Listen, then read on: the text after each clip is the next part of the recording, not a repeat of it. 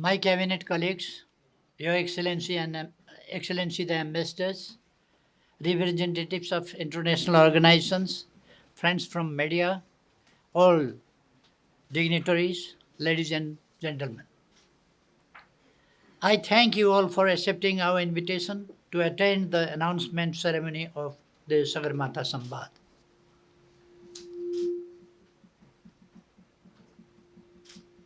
Today, I'll briefly talk about Nepal's flagship dialogue from forum on contemporary issues of global significance.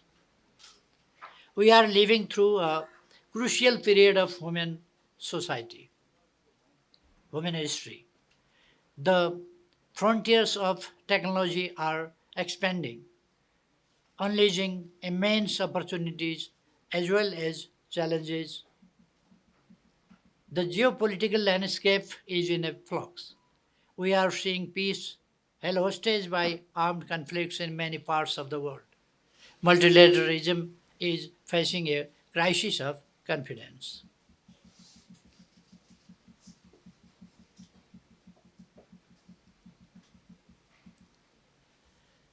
Globalization has made the world like a smaller neighborhood. However, the gulf of inequality has not narrowed yet.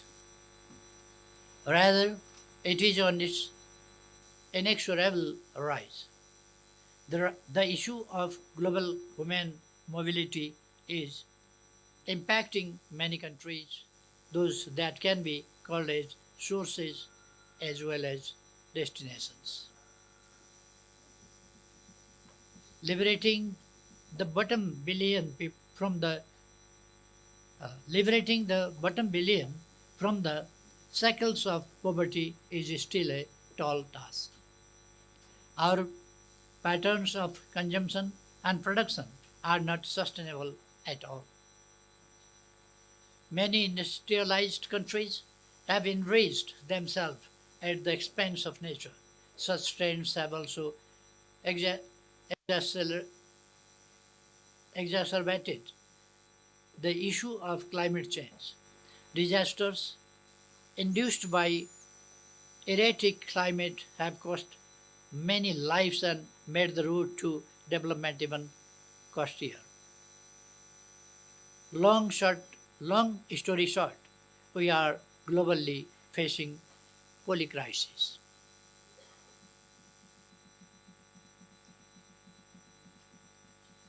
Then the question arises: how did we arrive at this stage and what can we do about it?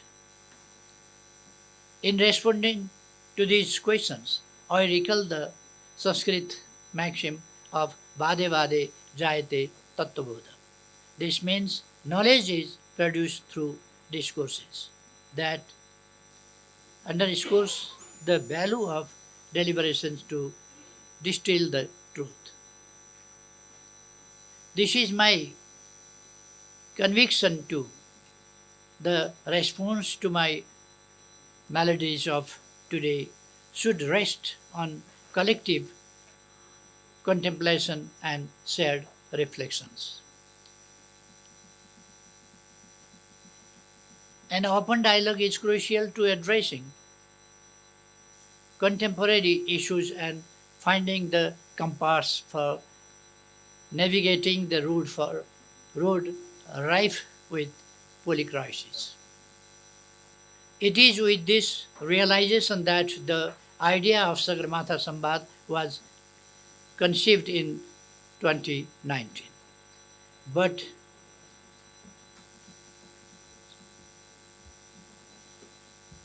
but the outbreak of the COVID 19 pandemic stalled our initial plans to host the first edition of this dialogue. Dear all, there is indeed no lack of dialogue forums in the world. In such a context, Nepal Sagarmatha Sambad or Sagarmatha Dialogue will add value for at least three reasons. First, the domestic success stories of Nepal. While it is easy to succumb to cynicism, we must not forget the gains that Nepal has made in recent years. Our homegrown peace process has much to offer to the world. Through people's participation and representation, we have an inclusive democracy and we are making our full efforts to make democracy comprehensive across all dimensions. We are trailblazers in women's empowerment and political participation. The hitherto marginalized sections of society are increasingly coming into the mainstream.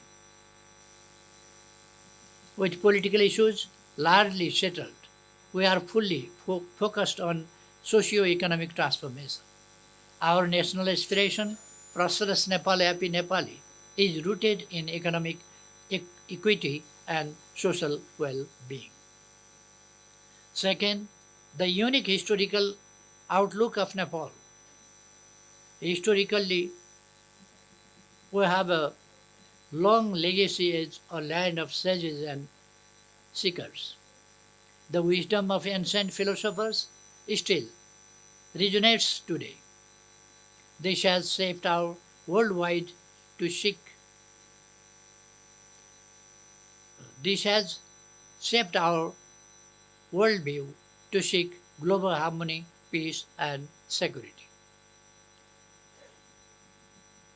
Third, the location that Nepal offers. If one sees the map, we are very much in the heart of Asia, while the center of economic gravity is shifting to Asia. Our location is immense prospects to be a convening venue for global dialogues. Moreover, we have been a staunch supporter of multilateralism and rule-based international order. Our foreign policy is that of amity with all and enmity with none. We not only value world peace, but have also actively contributed to it through our participation in peacekeeping. Nepal is increasingly an important voice in issues of climate change, migration, and sustainable development. In this backdrop, we plan to organize the Sagarmatha Sambad biennially, biennially focusing on uh, pertinent themes and important issues of global and regional significance. This also aligns with Nepal's consistent policy of promoting global understanding and cooperation through dialogue, consensus building, and collaboration. Thus, the Samvad originates in deep conviction and faith in the nations of the common good and the collective well being of humanity. To start with, we have decided to conduct the first edition of Sambad in May 2025 on climate change, mountains, and the future of humanity.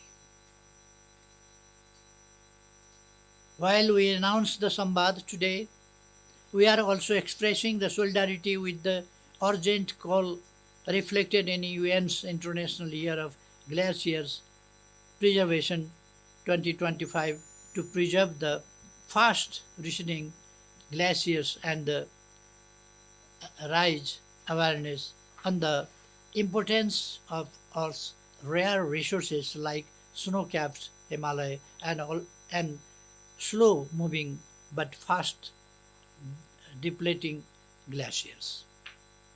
Ladies and gentlemen, the first edition of Sambad will deal with the question of climate change, especially in the context of mountains. Climate change is not only a part of the policy crisis that the world faces today, it could equally morph into the permacrisis that would hover above the heads of coming generations. This year alone, we have seen many disasters in all kinds of places. The fury of nature has not spared even those countries with sophisticated economies and technology. The fallouts of climate change will be even more disastrous in the world doesn't halt if the world doesn't halt the march of folly. As we can see, climate change is hitting the high mountains and coastal areas the hardest. And Himalayas are no exceptions. Due to elevation, development, warming, the temperature of our mountains is increasing faster than the global average.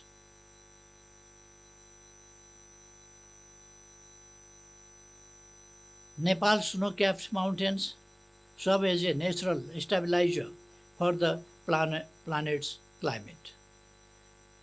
The Himalayas are often referred to as the third pole due to their significant important impact on maintaining the health of the oceans. These snow these snow-clad peaks function as heat sinks.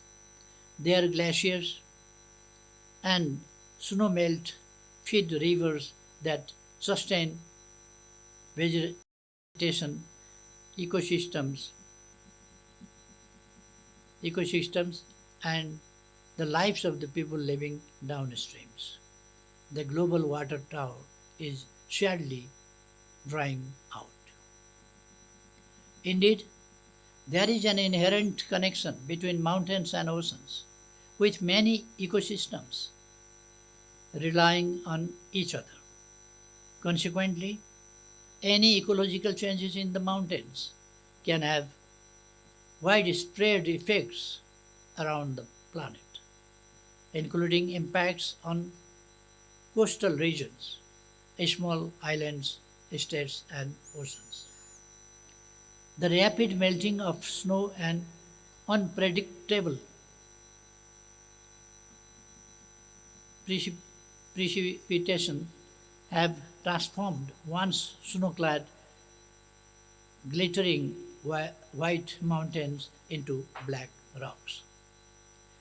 Our naked eyes can see the fast depleting ice coverage in Ganesh Dorje Lakpa Himal from the roof of the buildings. And the worry is not that the mountains are becoming less picturesque. It is not a question of whether the mountains are still photographic. The very survival of people, societies, and culture is at the stake in the context of climate disasters.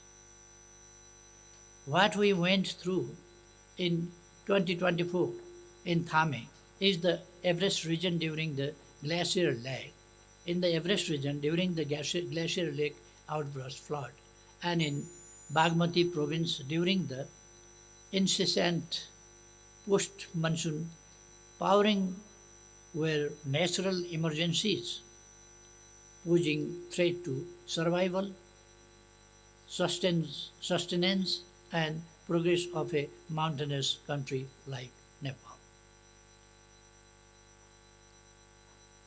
Such incidents have now become more routine phenomena rather than rare disasters. The immense scale of destruction from such events makes our recovery and reconstruction efforts daunting given the availability of limited resources. Despite our minimal carbon footprint, Nepal faces devastating climate impacts. However, Nepal is committed to achieving net zero emissions by 2045 and implementing ambitious climate plans. We have expanded forests, promoted clean energy, and safeguarded biodiversity. Yet our efforts alone cannot suffice, and we cannot forever overcome overcompensate for the complacency of those who are historically responsible for the climate crisis. And I believe that the first edition of Sagarmatha Samvad will provide an open platform to discuss these issues in earnest. We look forward to your full support to make the Sagarmatha Samvad a success. I firmly believe this platform will inspire collaboration, innovative solutions, and renewed political will. I urge friendly nations, the international community, and organizations to join hands with us in making the Samvad a success. Together we can forge a sustainable and equitable future, a future of resilience against polycrisis. I thank you. के तपाईँ ब्याङ्कमा राखिएको पैसा सुरक्षित नहोला भनेर चिन्तित हुनुभएको छ? हो त। चिन्तित हुनु पर्दैन। 5 लाखसम्म निक्षेप ग्यारेन्टी छ नि। अनि 5 लाख भन्दा बढीको चाहिँ? एउटामा मात्र होइन, सबै ब्याङ्क तथा वित्तीय संस्थाहरूमा 5 लाखसम्मका दरले बाँडेर पैसा राखे भइगयो त। ओहो, गजब रहेछ त। हैन के भो? टिभी हेर न, टिभी। निक्षेप तथा कर्जा सुरक्षण कोषले नेपाल राष्ट्र ब्याङ्कबाट मान्यता प्राप्त ब्याङ्क तथा वित्तीय संस्थाहरूमा गरिएको 5 लाखसम्मको निक्षेप सुरक्षाको ग्यारेन्टी गर्दछ। ढुक्क हुनुहोस्, सुरक्षित बचत गर्नुहोस्। निक्षेप तथा कर्जा सुरक्षण कोष, ऋण र धन दुवैको सुरक्षण।